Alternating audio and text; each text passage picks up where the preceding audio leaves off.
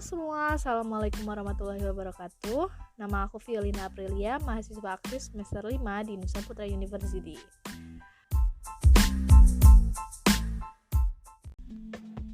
Di pertemuan kali ini, aku akan membahas tentang saham, baik itu dari definisi, jenis-jenis, terus ada istilah-istilah penting dalam bursa saham.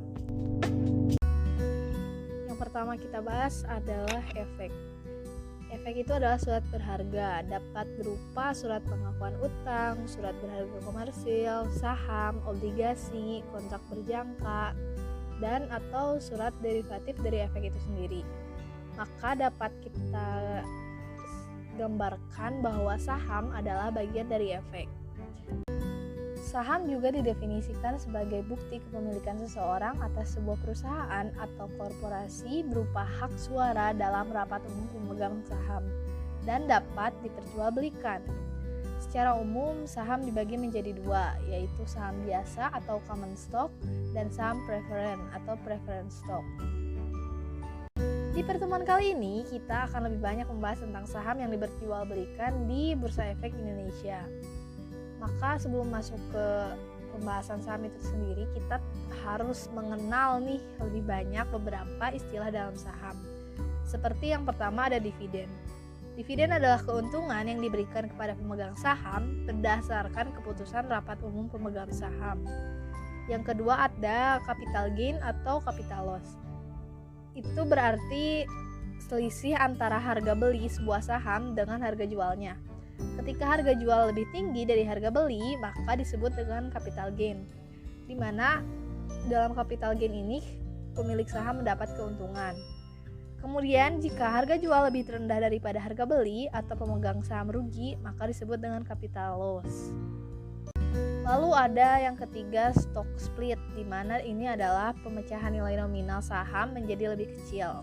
Yang keempat ada reserve stock split, dilakukan dengan tujuan untuk menyelamatkan perusahaan emiten agar tetap memenuhi persyaratan untuk menjaga status listing dalam perdagangan pasar modal. Yang kelima ada saham bonus. Saham ini dibagikan secara cuma-cuma kepada pemegang saham berdasarkan jumlah saham yang dimiliki dan wajib menyampaikan informasi mengenai pembagian saham bonus kepada otoritas jasa keuangan paling lambat bersamaan dengan pemberitahuan RUPS.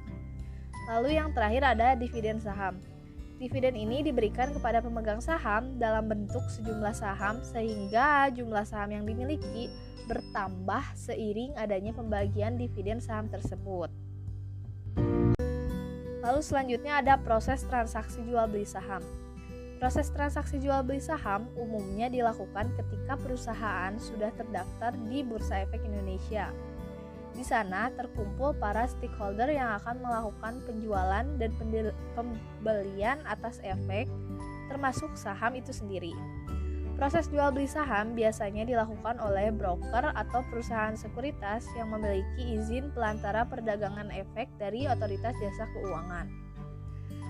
Terdapat beberapa jenis pasar yang terkait dengan transaksi saham itu sendiri. Yang pertama ada pasar perdana, di mana merupakan proses penjualan perdana emisi efek setelah memperoleh izin emisi dari Kepala Eksekutif Pengawas Pasar Modal atau sering juga disebut dengan IPO, Initial Public Offering. Yang kedua ada pasar sekunder, yang merupakan tempat jual beli surat berharga yang telah dicatat di Bursa Efek. Pasar sekunder dilakukan sebagai lanjutan dari pasar perdana. Yang ketiga ada pasar reguler, di mana perdagangan efek di bursa dilakukan dengan proses tawar-menawar secara lelang yang berkesinambungan oleh anggota Bursa Efek melalui JATS dan dilakukan di hari bursa ketiga setelah transaksi bursa. Lalu ada pasar reguler tunai. Perdagangan ini sama dengan pasar reguler, tetapi dilakukan di hari bursa yang sama dengan transaksi bursa.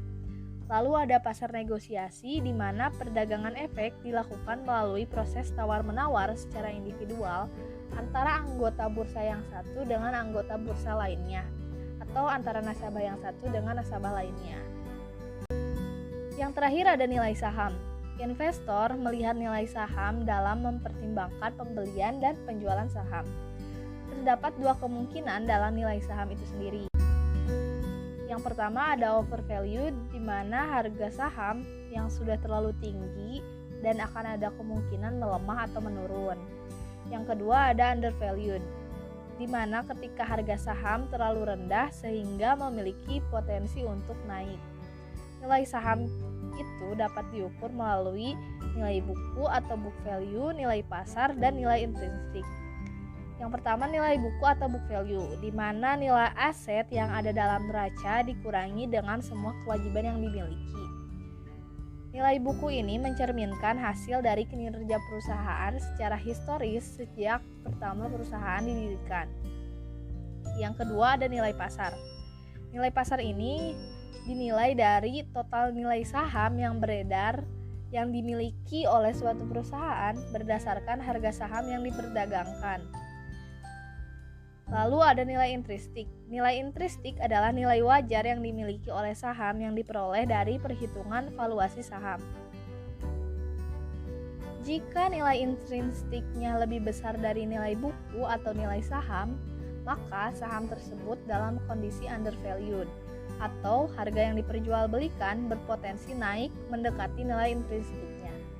Dan juga sebaliknya, jika nilai intrinsik saham lebih kecil dari nilai pasar, maka saham tersebut dalam kondisi overvalue. Maka saat ini biasanya digunakan oleh investor untuk menjual sahamnya karena khawatir mengalami penurunan nilai di masa yang akan datang. Tetapi jika seandainya harga intrinsik sama dengan nilai pasar, itu berarti nilai saham dalam posisi yang seimbang.